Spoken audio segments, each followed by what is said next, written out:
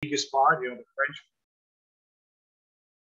Sorry, that was me, Guido. Okay. Yes. And wait, I can see it. Okay. And so we're talking about 5,200 hectares in the valleys part, which is the biggest part, and then you have the Vaud area close to Lausanne, on the Lake of Geneva is 3,500 hectares.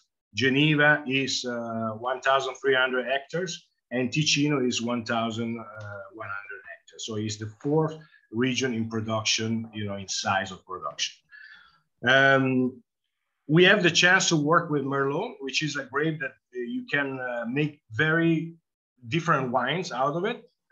As you know, the Merlot is like a Pinot Noir, so you can make it in white too, because when you squeeze the grape Merlot inside the pulp is without color. It's like the Pinot Noir. So that's why you can make a white wine out of red grapes, because you separate the skin from the juice and you don't have the color. There are some grape varieties like Grenache in the south of France, for example, that if you squeeze the grape in your hand, inside the pulp is color. So in this case, you can't make a blonde noir. With Merlot, we can make a white Merlot, we make rosé Merlot, red fruity Merlot, very bulky, strong Merlot, and even sparkling Merlot. So we have the chance to work with this fantastic grape that gives a very different result out. And Guido, for those different styles, does that happen both in the vineyard as well as in the production facility? Or well, no, the main difference when you talk about the Italian part of Switzerland is that it's divided in two parts. The south part, the soil is called Sottoceneri, because Ceneri is the mountain that cuts Ticino in two parts. So if you go back to the map, you see here is the north of Ticino and here is the south of Ticino. In the middle, there's a mountain called Ceneri. So we're always talking about above Ceneri or below Ceneri. So right here, where we are is below Ceneri, the south, close to Italy. And the soil is more heavy. There's a lot of clay that on Merlot gives this note, on the red Merlot gives this note of tobacco. Pretty much, like coffee, tobacco, pretty strong. In the north, the soil is more light, so it gives more mineral wines with a lot of character and personality. So this is the two main regions of Ticino. And we have two wineries, one in the south and one in the north, because we want to keep this separate, taste. The winemaker is just one, but the soil make the difference, so the soil is very important here. We have altogether in Switzerland, maybe I forgot, 240 different grapes, which is a lot. So, and there are some grapes that you can find just in Switzerland, like the Gamay, for example, that you can find it in Ticino and also in the Geneva area, usually. So they're very particular wine and very spicy wine, but the main ones are, the Pinot Noir Chasselas, which is a white grape that gives, we use it to make the fondant in the French part of Switzerland, the Gamay and the Merlot. So these are the four main varietals that you can find in Switzerland. So any questions till here about Switzerland? Right. And as usual, everybody, if you have questions, you can type them into the chat, and I will moderate that and give them to Guido. And Guido, why don't we open the first bottle and talk about wine? Yeah. So the first bottle, it will be a white Merlot. So as I said, we separate the skin from the juice so you don't have the color. Actually, the first juice that comes out from the press is just a little bit pinkish, but then we take the color off and it's completely white. We call it paper white, because you don't have any color at all. And so it's a very technical wine. You can't talk about, the grape varietal, because in this case, you separate the skin that gives, the parfum of the grape varietal, but you just have the juice. So the wine Merlot usually go pretty much like the exotic fruit, like banana, lychee, you know, mango, this kind of fruit. You can find some peach, white peach too, very often. And and this is all the aromas, the secondary aromas that comes out from the fermentation. In our white wine, we don't make the malolactic fermentation. So because, you know, in this area, there's always a lack of acidity. So we don't want to lose more acidity. And we keep the freshness of the malic acid in the product, which it gives, you know, a very nice attack, and it makes the wine more elegant, we think. The body is pretty nice. I mean, we're talking about always wine like 12.5, 12.8, you know. Our goal, you know, in our winery is to produce very fine, elegant wines. We don't want to produce opulent, heavy wine. So we have always a very nice balance between alcohol, acidity, structure. So we want to create very straight wine, you know, and then they are extremely clean. Our winemaker is a maniac of perfection. So if he doesn't find that is completely clean, he doesn't bottle the wine. You mentioned that it was a technical wine, and so how is it that you get that little bit of red out of there so that it's that paper white? Yeah, we work with I don't know in English, enological coal. So is something that takes all the color down to the bottom, and then we take just the surface wine, you know. So then you rack it off, yes? Yeah, we rack it off, and then it's without color. Wow. And Paul is also asking about the drinking window of the white. The drinking? The drinking window. So I think Jane has said 21 to 22. 20, yeah. Yes. And so just a year or so you want to drink these young, no, this wine, you know, is the vintage will be 20 on the market. And you can drink it in the next 4 or 5 years. It's a wine that you have to drink it young, you know, it's not made for aging. Actually, we have also a white Merlot oak fermented, and that one can age very, very well. Right. But in this case, it's without oak, so you have to appreciate the fruit and the crispness of the wine.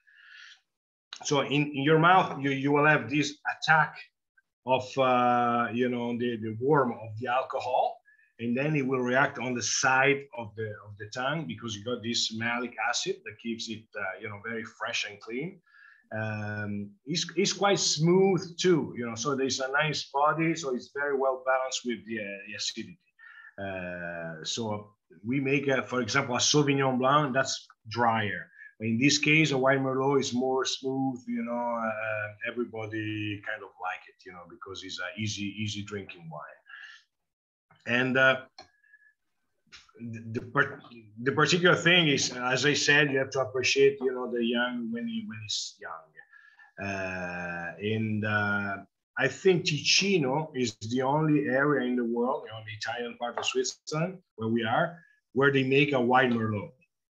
Because you can find, I found just one white Merlot in Italy, but it was a little bit pinkish, you know, and with some sugar residual. Here is dry, so you have less than 2 grams per liter of sugar residual. So Ticino, I think, is the only area where you produce that. And I think it's our big chance, you know, because if you put on the market a Chardonnay, for example, there are tons of Chardonnay everywhere in the world. But if you propose a white Merlot, it's something quite unique, you know, so people are very curious to try it. Yeah. Well, I mean, what I can say to all the opinion members is that we not only are we always exclusive wines, but it's getting more and more so when there are so few Swiss wines available here in Canada, let alone a white Merlot. This may be the first one ever to be on Canadian on soil, so it's remarkable. I love the idea. Okay, so this is pretty much all for the white Merlot. Am I saying that right? It's called Contrada? Contrada? Contrada is called, yeah. Contrada. Contrada means, you know, it was inside the town, the area inside the town in the Middle Age, you know, it was a contrada. So it's an area inside the little town. Oh, great. Wonderful. These are fantasy names. Yes. So the second one is Touché, which is, no, you can't see it because there's too much light, but is a red Merlot.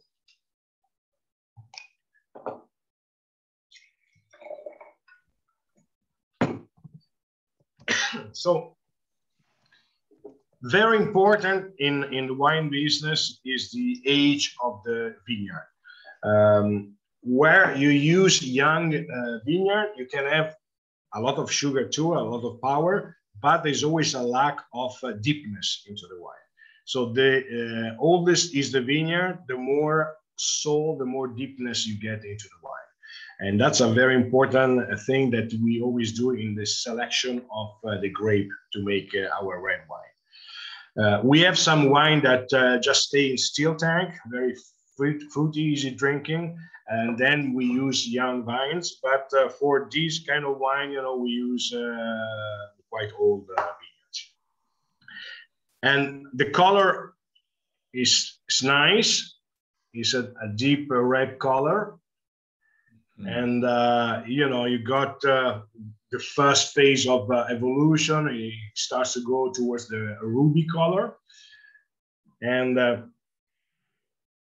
in your nose, you got the black currant, you know, like dark fruit smell. And with a little touch of spice, which is due to the wood. In this wine, we use second-year barrels. So it's not a new oak, but second-year barrel. And we choose the barrel in, it's all French oak, because it's the one that gives the best result. And the very important thing in aging wine into barrels is not just the contact with the wine and the wood, but is the oxygen that goes through the oak and allowed you to blend the wine to the wood. And that's a very important point. If you taste a wine after 2 months of new oak, you just smell the oak because the oxygen didn't have the time to blend the two things together. So, you know, the notion of the concept of oxygen in aging wine in wood is very, very important. And of course, the toasting of the wood, you know, that to build the barrels, you have to burn them inside. Basically, the less you burn, the more tannin you extract out of the wood. So for our red wine, we go with light toasting because we want more character, more tannin to take out from the oak. This is a wine that can appreciate right now. You know, is I think is 18. What you will receive? Yeah, I think the 19. Yes. 19. Yeah, 19. Yes. So you can drink it young, but you can age it also for, let's say, 7, 8 years, no problem, even 10 years, because you got this nice tannin that, you know, I remind you that every kind of wine that goes into wood, the tannin of the wood is a natural antioxidant. So it protects the wine against oxidation. So white wine, red wine that goes into wood, they can resist much better to the aging process. Right. And let's talk a little bit about closures. Paul here is asking, are you still putting this under cork in the bottle? Or cork. Yes, it's cork. And actually, I hate cork. If it would for me, tomorrow morning, I will start with the screw cap on all the production. But the consumer is not ready for this. You know, they think it's a cheap wine. But actually, in Australia, you can find some most very new world, expensive right? wine, $500 wine already with the screw cap. Yes. Actually, what I hate about cork, well, when it's corky, okay. But sometimes you have a distortion of the cork. So it changes completely the wine in a bad way, but you can't return that in a restaurant because it's not corky. But if you know the wine, how it's supposed to be, you know that, it was distorted by a problem into the cork. And that happened a lot of time. Very interesting. Well, so we'll talk to you 5 years from now and it'll be under screw cap, huh? Yeah, I don't know, but you know, I'm convinced that if a big star in the wine business will start with that, everybody will follow. Yeah. It's just a matter of for the consumer to get used to that. You know? And the world is running out of cork, right? Yeah, So also it's that. getting more and more expensive. So yeah, but now they're working with the how do you say the rubber, you know, in the twist cup, and they can, you know, have some oxygen that goes through, so you still have freshness, and then it matures in a beautiful way.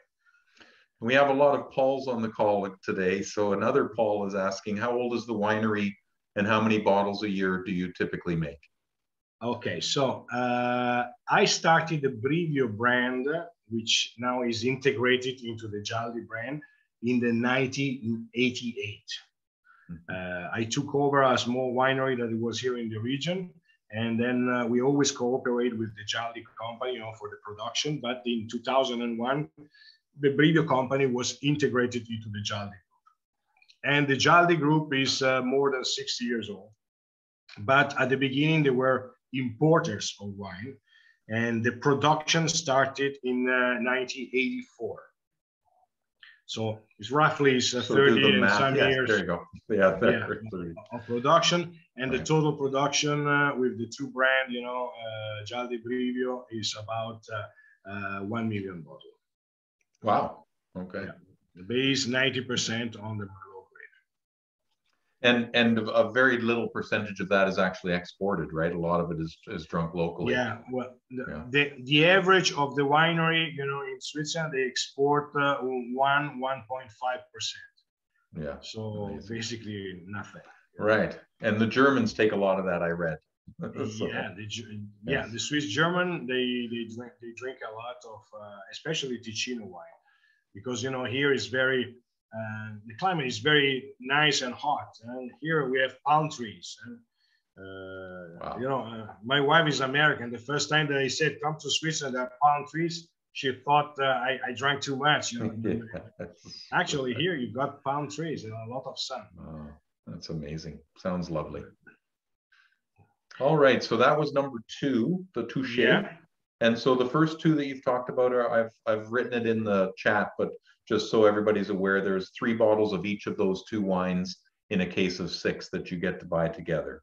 Yeah, there's a possibility to have a mixed box. Right. Okay, and then we've got 2 others on page 47 as well, and we get into the ones that are this one called specifically Brivio as well. Yeah, so, yeah. This is the Riflessi d'Epoca.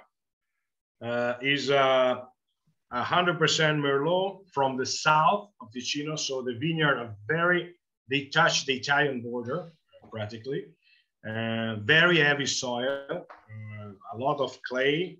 And here the age of the vine is even older, you know, so you got even more deepness into the wine. And then the wine stays for 15 months in French oak.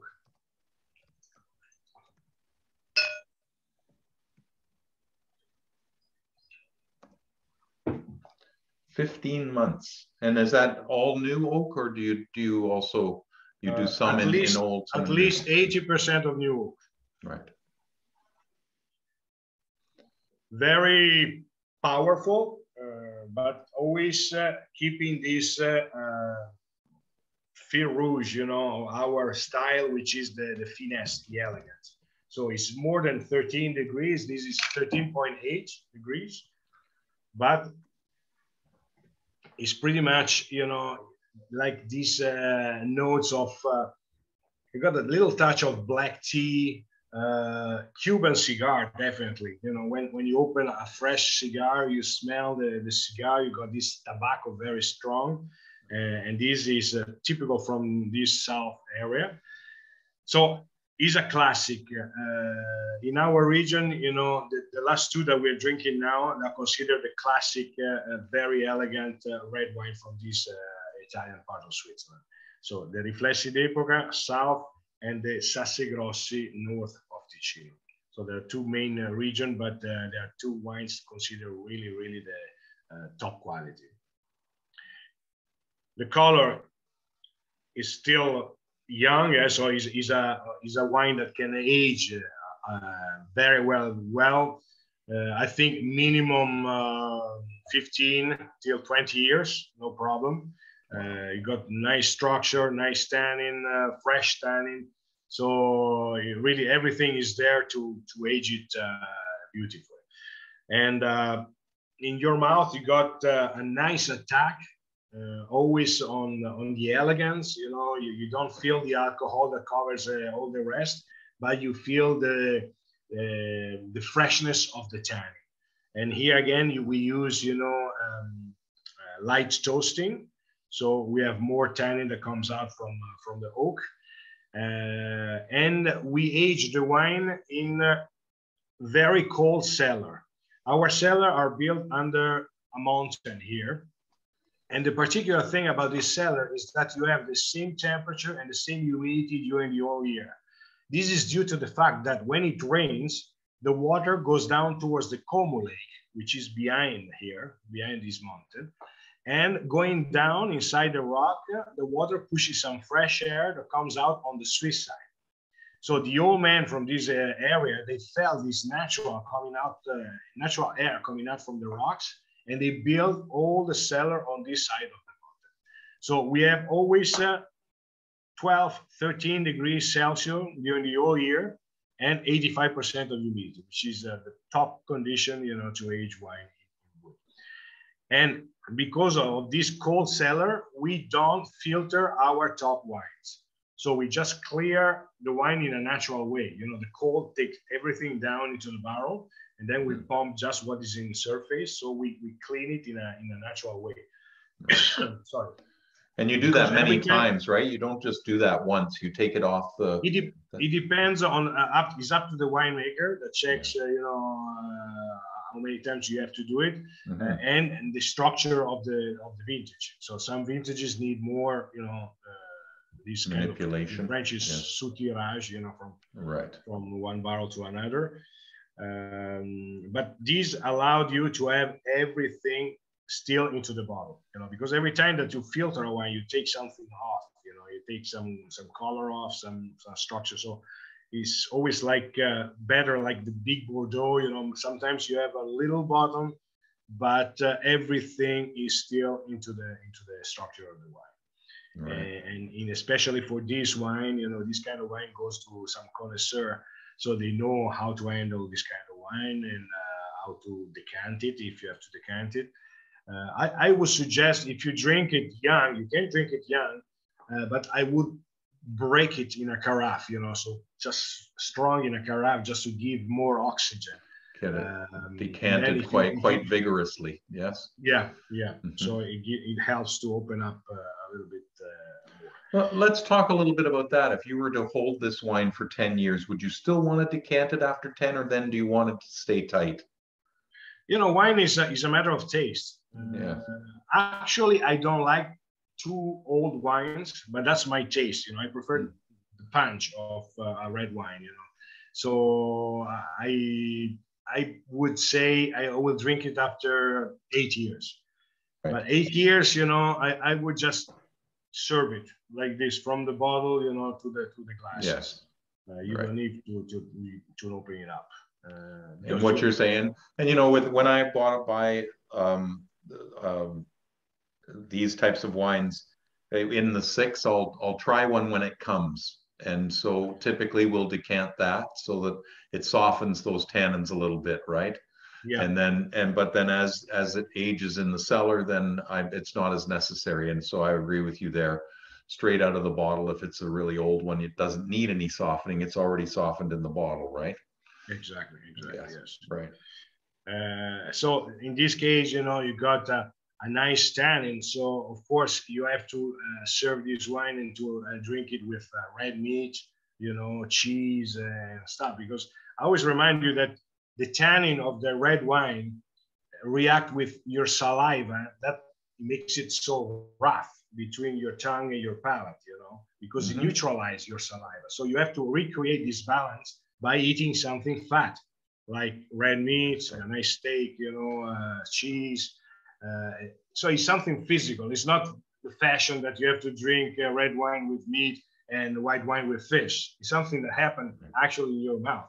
So it's much better, you know, to have red meat with this kind of wine. I did find it interesting that our wine writer, our food writer, did a wine pairing for this one for you. You're the Merlot we're talking about now, a grilled quail, but with a black currant sauce. So I think that sauce would let it hold up to this wine, right?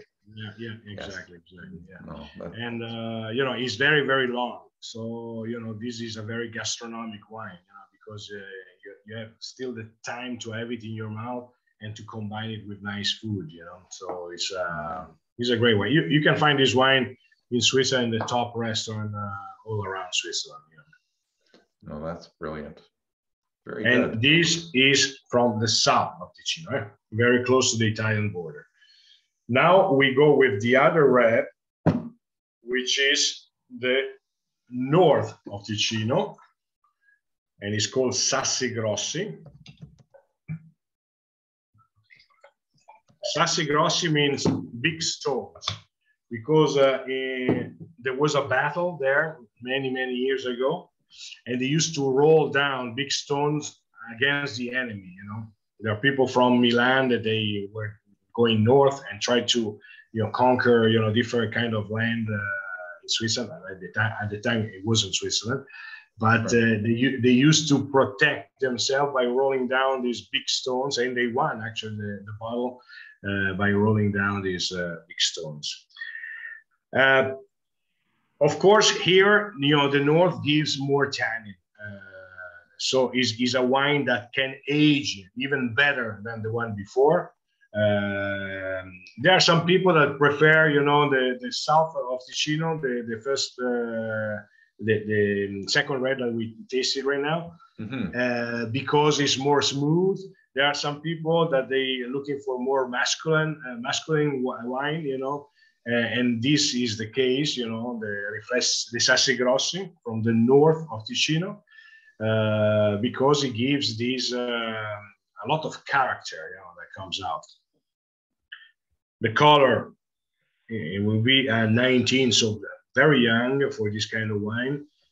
Still some violet reflex, but at the beginning of a ruby color. Very powerful. Here we are talking about 13.5. So we got a lot of tears coming down from the glass. Here you have some notes of black chocolate. Blackberry, black chocolate too.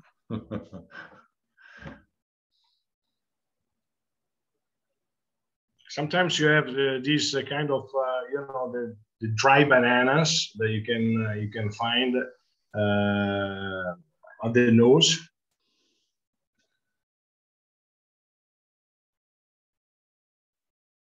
And you know, the wood is very well balanced. So in every kind of our wine, you never smell the oak.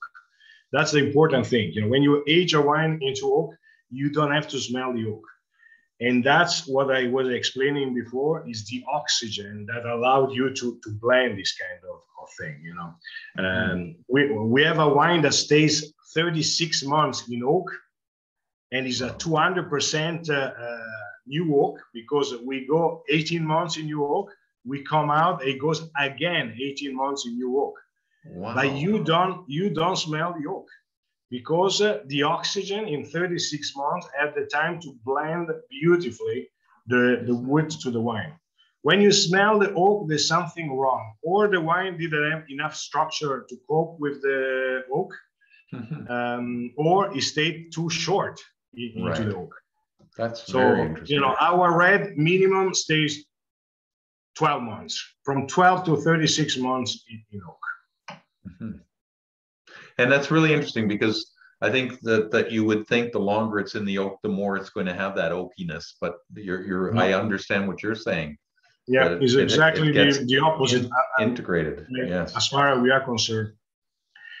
And so the attack is like a very top class wine. And this wine is considered one of the top red wine in Switzerland. He won tons of awards, you know, and it is a wine that we are very proud of. So this kind of wine really gives you a lot of pleasure, and but you have to have the right food with it. You know, it's not like a meditation wine that you can drink it by itself, but you need, you know, to have a nice lamb and a nice red meat. You know, basically Something heavy, yes. something heavy. Yeah. Yes. Wow. Well, we certainly appreciate your giving us access to this. It doesn't make it out of Switzerland much, does it? This particular Yeah. wine, and Well, at this level. yeah, we're talking about just, you know, the Italian part of Switzerland, because our winery is in Ticino, in the Italian part of Switzerland. But you know, if you have the chance to you know, to have some Swiss wine from other region, this French part, just try them, because they will give you a lot of pleasure. Yeah. All the region of Switzerland, all the Swiss wine are really good. Unfortunately, nobody knows them. You know?